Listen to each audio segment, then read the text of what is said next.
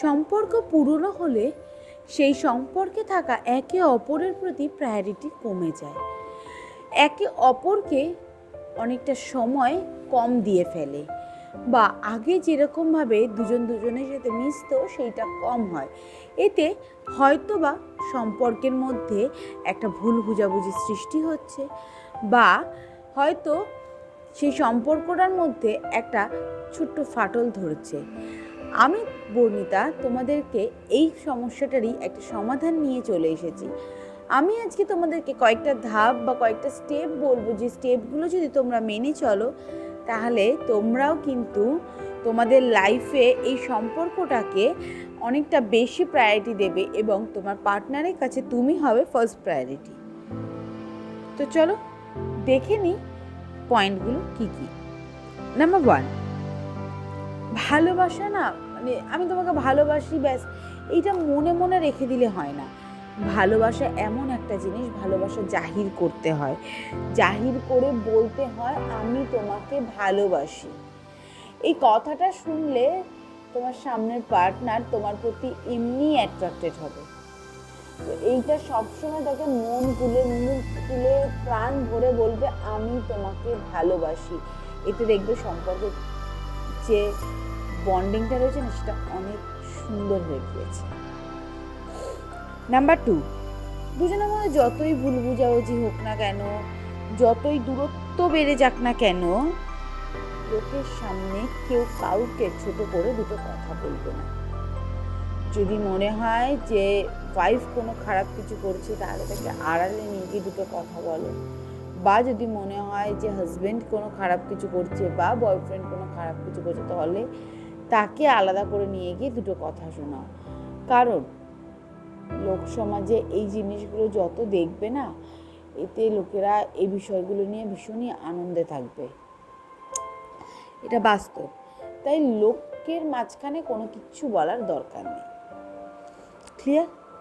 Number 3, আমাদের প্রত্যেকের হাতেই না সময় ভীষণ কম, আমরা ভীষণভাবে বিজি সব কিছুতে, কিন্তু তারপরেও বলবো নিজের জীবনের এই বিজি শিডিউল থেকে একটা টাইম বার করে শুধু একটা টেক্সট করে দাও যে আই মিস ইউ। দেখবে তোমার ওই টেক্সটের জন্যে ওয়েট করে থাকা মানুষটা যখনই ওই টেক্সটটা হাতে পাবে না, তখন সে মানে বলতে পারো স্বর্গ পেয়ে গেছে হাতে। তো এরকমই ব্যাপার। তো একটা সময় বার করে টেক্সট করেই দাও, বলেই দাও আই মিস ইউ। নাম্বার 4, আমাদের প্রত্যেকেরই না একটা মি টাইম কাটানো দরকার।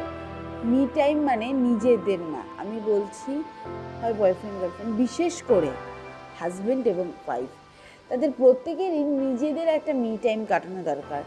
হয় হতে পারে সকালবেলা চা খেতে খেতে দুটো গল্প করা, বা হতে পারে বিকেলের টিফিন করতে করতে দুটো গল্প করা, বাট যাই হোক না কেন নিজেদের মধ্যে নিজেদের একটা মি টাইম কাটানো ভীষণভাবে দরকার। এতে সম্পর্কের যে বন্ডিং রয়েছে সেটা কিন্তু অনেক স্ট্রং হবে।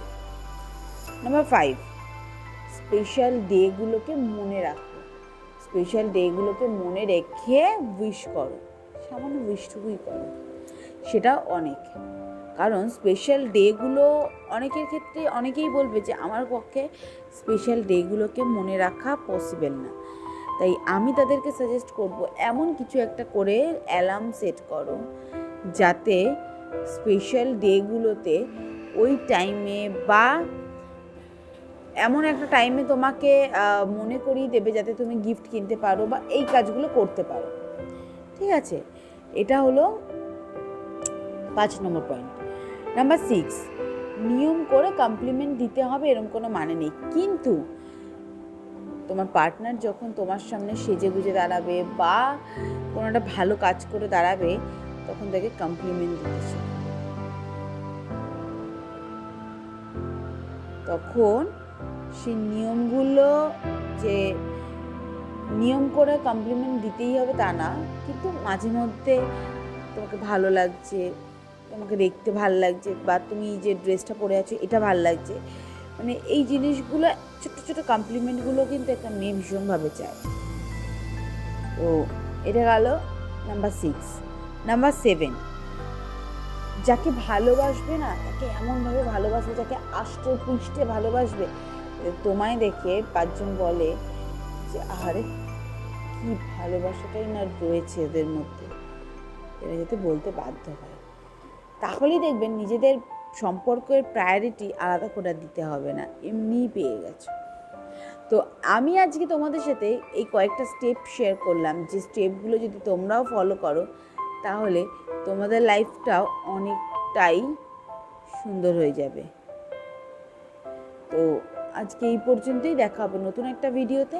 ভিডিওটা ভালো লেগে থাকলে একটা লাইক, কমেন্ট, সাবস্ক্রাইব করে দিও। Thank you so much.